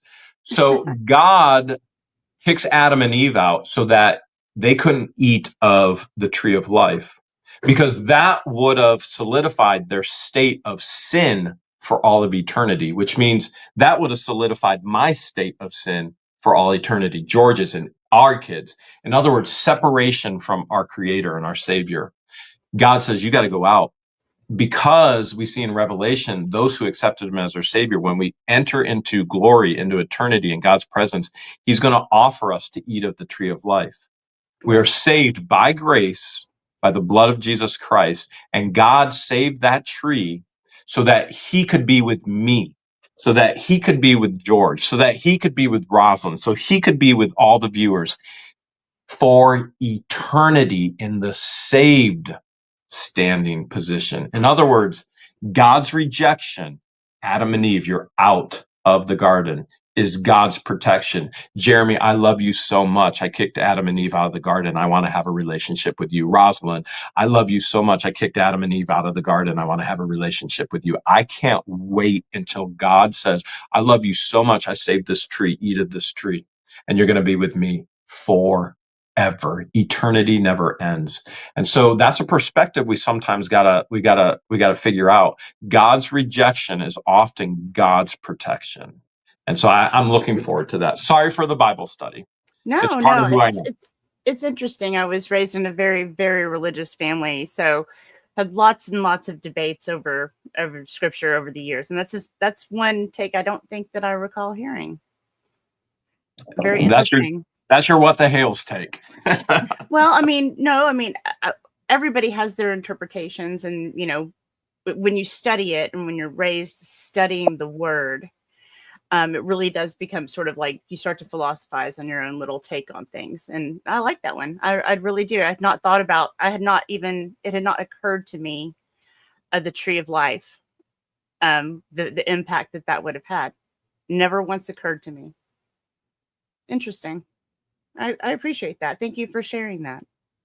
I learned something. We appreciate the invite. Well, I'm so glad you guys came. I'm going to head after, get some of these super chats. I'm not sure, there might be some questions in here. Do you want to hang out and answer some questions, or do you guys need to run? It's up to you. We can't see the chat. It's up to you. We can stick around. Okay, let me see. Let me pull up the chat on my phone. Fair for All asks, thoughts on our justice system? Oh boy, in Florida or Ohio? Yeah. Which state are we referring to? Because the law is completely different in Ohio versus Florida. We've never experienced anything like it until we moved to Florida. And so justice has yet to be served in Florida. And justice has been served in Ohio, where our crazed ex-fans were found guilty of cyber stalking and harassment. And so the civil protection order was granted. They've also been found guilty of multiple violations of the civil protection orders, but Florida seems to just let things go on the wayside. It's night and day with the justice system. So the question should be Ohio versus Florida. Gotcha. I've got, I have my favorite says, Rosalind is awesome. So is I have my favorites. I have my favorites is awesome. Such an encourager for us. Yes. No, because she knows I don't have any favorites. Sarcasm gifted 50 channel memberships. Oh my goodness. Sarcasm. Thank you so much. Appreciate that. Jay must have gave her a bonus. I guess so. Yeah. I thought she was cranky on the live stream today, but nope, she's in a good mood. And Nowalski says, thank you, Rosalind. I guess she's enjoying getting to know you guys a little bit better as well. Maybe Not shared 10 Rosalind Duke memberships. Thank you, Maybe Not. Wow. You're awesome. My soundboard quit working. So, and I didn't set up my media assets for this. Let's see. Starcasm said, did somebody call for me? I heard Starcasm. I think she heard sarcasm. I love her laugh. Oh my goodness. She is hilarious. I love Star's laugh. Putting you two ladies together. And Rogue Mama. Don't forget. Oh my goodness. Rogue Mama. Oh my goodness. You guys are so funny together. We love it. Purple Fan says, Jeremy, tell the story of you taking a bite of the fake mouse turd in a storage unit and George hurled. Remember the mold? When I made the mold? Oh my goodness. Oh, we lost the fan over that. Yeah, so there's this, first of all, what you need to know, there's this dude that was obsessed with George. Now, I get it. George has an infectious laugh. She's beautiful. I'm not the only person that is obsessed with George, okay? I understand that. There are way more people obsessed with George than just me. And so I'm just, he kept emailing. He was sending her gifts, constant stuff. And after that video, he sent a message. He's like, I'm never watching you guys again. I can't believe you did that to her. Da-da-da-da-da-da-da. And we were like, yes, he's gone.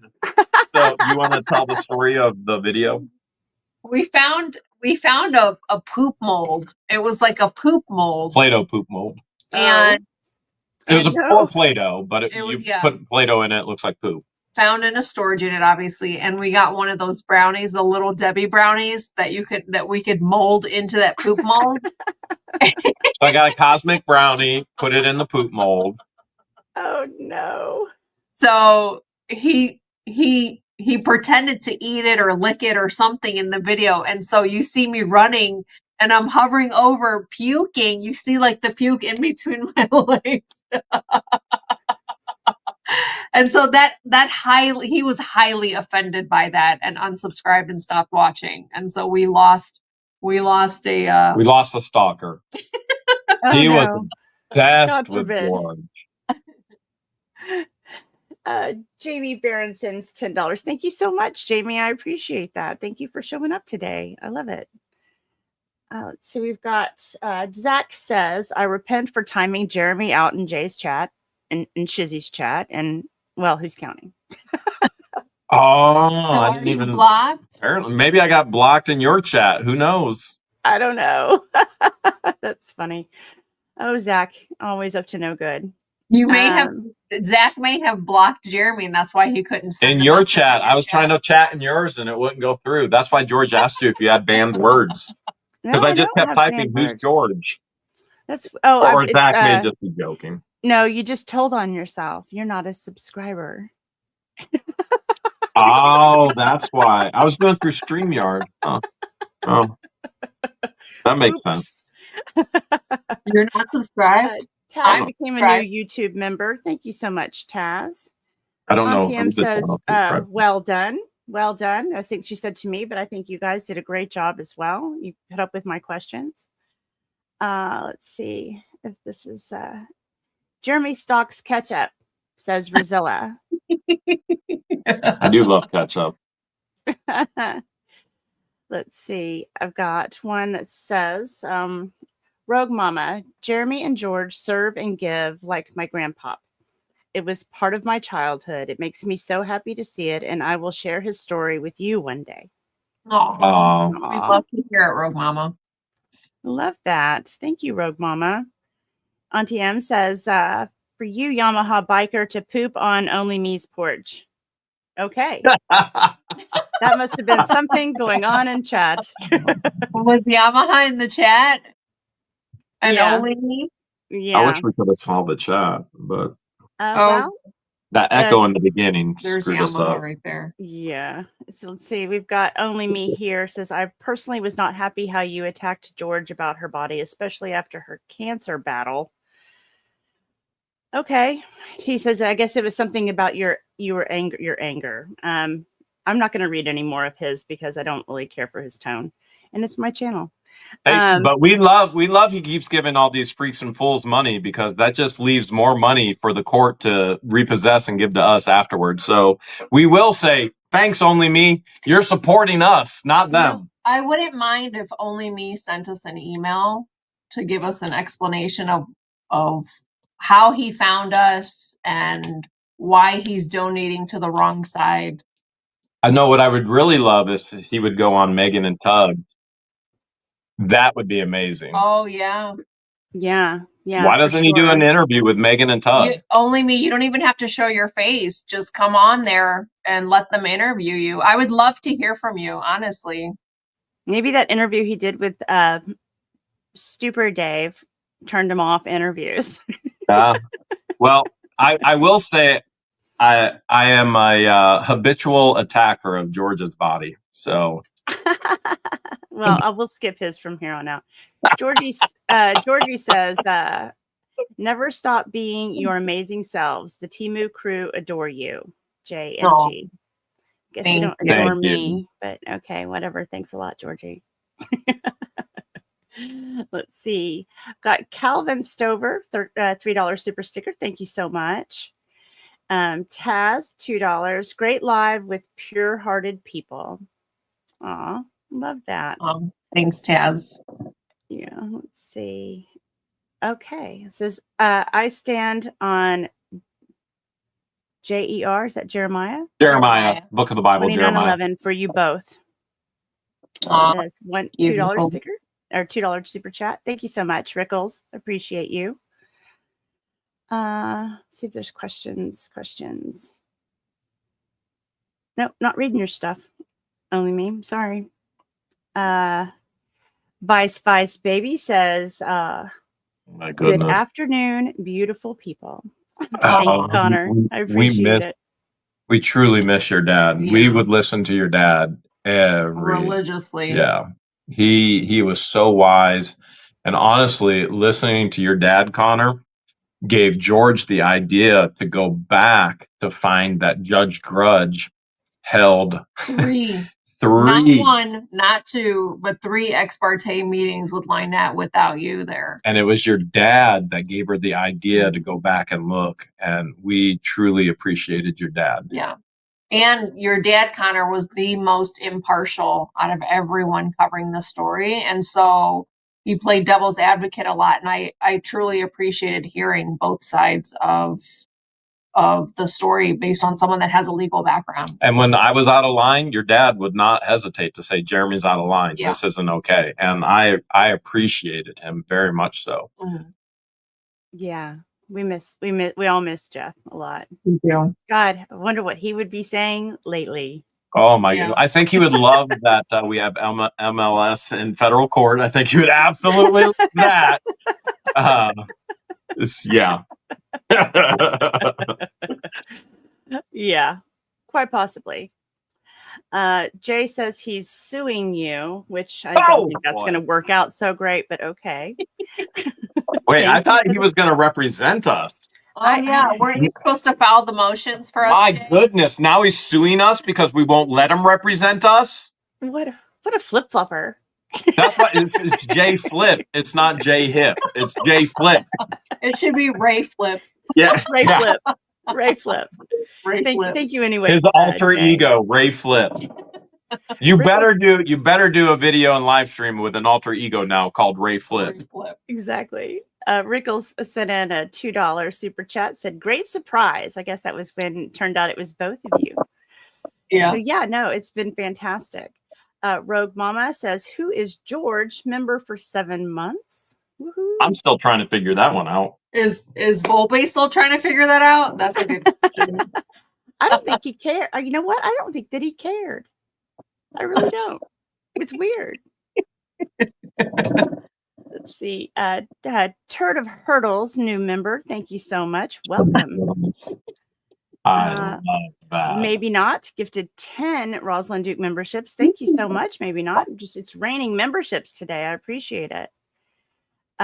We've got Alex Marie, new member. Welcome. Welcome.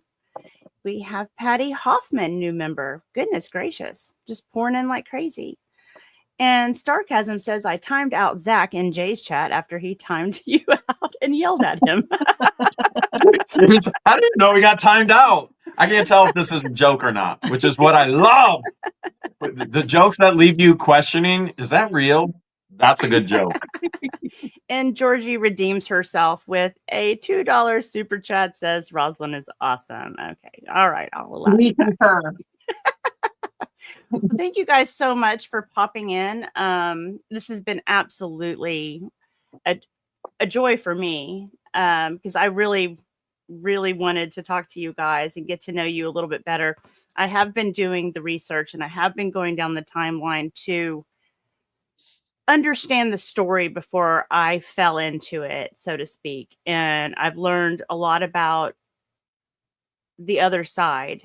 But I wanted to get to know you guys a little bit better because it's kind of hard. I mean, I could go and watch all of your videos, but I'd probably still be watching all of your videos. That'd take forever.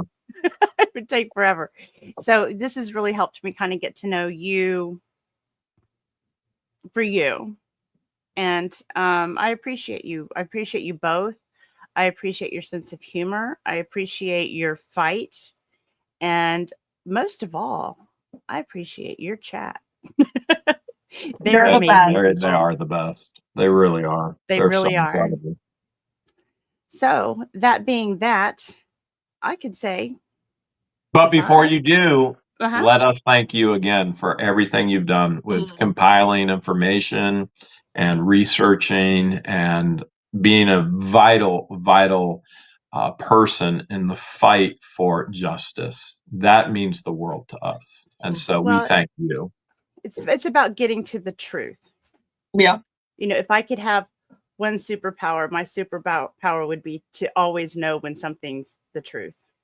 I just kind of feel like that would be the ultimate gift.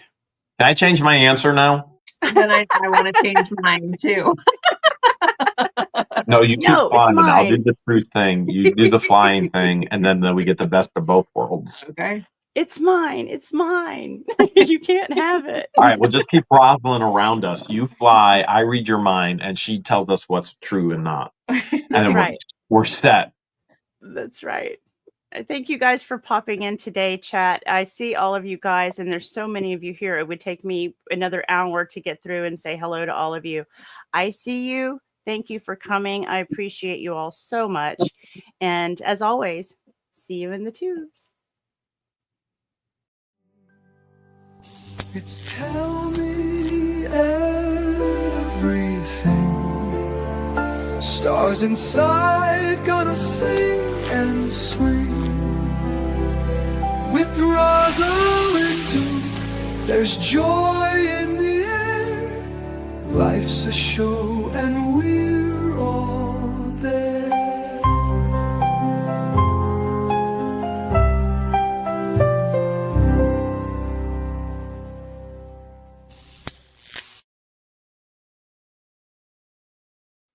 Thank you.